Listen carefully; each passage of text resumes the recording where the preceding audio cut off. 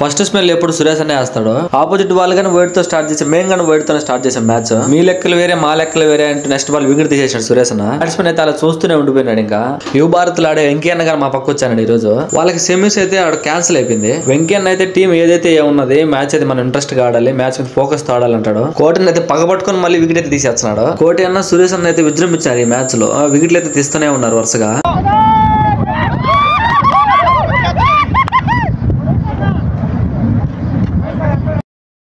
రాఘవన్న దగ్గర బాల్ అయితే పోతే ఖచ్చితంగా దాన్ని ఇంకా డ్రాప్ చేసే ప్రసక్తే ఉండదు. రాఘవన్న క్యాచ్ అయితే ఖచ్చితంగా పడతాడు.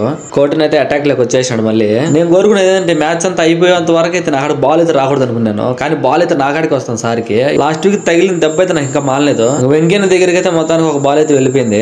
నెక్స్ట్ బౌలర్ గా మురళన్ అయితే వచ్చినాడు. వచ్చిన ఫస్ట్ బాల్ అయితే అప్పీల్ చేశాడు. ఎంపైర్ అయితే నువ్వు ఎంత నరుచుకుని దాన్ని అయితే నాట్అవుట్ గానే ఇస్తాను అన్నాడు.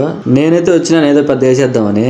వచ్చిన 2 బాల్ అయితే 2 సిక్స్లు కొట్టించుకున్నాను. నా ఓవర్ లోనే కొడతావు అని చెప్పి నెక్స్ట్ బాల్ అయితే వికెట్ దిద్దాం అనుకున్నాను. నేను వేసిన బాల్ అయితే క్యాచ్ అయితే వచ్చింది. బ్యాట్స్మెన్ కూడా ఇంకా అవుట్ అయిపోయాలని వెళ్ళిపోతుంటే అట్లుంటది మన తోటి అని అనే లోపలే వెనకాల క్యాచ్ డ్రాప్ చేసేసాను మా వాళ్ళు.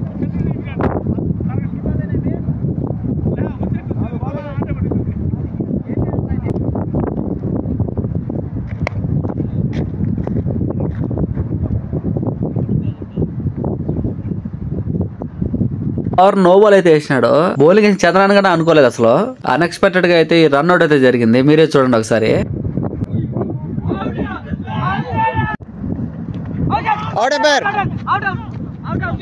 మేమంతా అప్పీల్ చేసినా కానీ ఎంపైర్ అయితే నాట్అవుట్ ఇచ్చినాడు. మళ్ళీ లెగ్ ఎంపైర్ అయితే అవుట్ గా ఇచ్చేసినాడు దీన్ని. మ్యాచ్ లో వచ్చేసరికి అయితే మేమైతే హార్దిక్ పాండ్యా, కృణాల్ పాండ్యా మాత్రం ఉంటాము. గోపి అన్న వచ్చిన ఫస్ట్ ఓవర్ అప్పీల్ చేసినాడు. మెయిన్ ఎంపైర్ నాకేం కనపడలేదు నాట్అవుట్ అని చెప్తున్నాడు.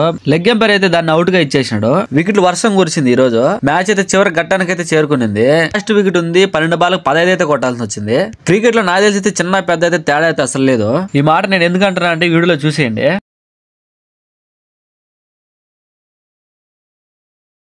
పీస్ బాల్ తో ఆడాలంటే మాకే భయం వేస్తుంది. అలాంటిది ఆ చిన్నపిల్లడు ఈ బాల్ చాలా చక్కగా ఆడుతా అన్నాడు. ఈ పిల్లాన్ని చూసి నాకైతే ఒకటి గుర్తొచ్చింది. మనం చిన్నప్పుడు చదువుకునేప్పుడు బడి గోళ్ల పైన అయితే ఒకటి రాస్తా వచ్చి నేటి బాల్లే రేపటి పౌరులు అని ఊరికే అనలేదు పెద్దలు. మన పిల్లల్ని ఎంత బాగా ఎంకరేజ్మెంట్ చేస్తామో వాళ్ళు గోల్ అయితే బాగా రీచ్ అయిపోతారు. నెక్స్ట్ బౌలింగ్ రాఘవన్ అయితే వచ్చేస్తున్నాడు. నేను వస్తున్నా లేక వికెట్ అయితే తీసేస్తాం, మ్యాచ్ మొత్తం అయిప్ చేసేద్దాం అని చెప్పేసాడు. రాఘవన్ అయితే ఎలా వచ్చి అలా వికెట్ అయితే తీసేసినాడు. మ్యాచ్ అయితే అయిపోయింది.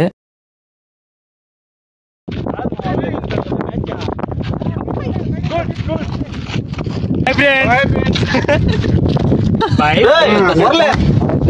Bye friends. Match finish हो गया. Bye friends. Comment button. Comment button. Please share, like and subscribe my channel.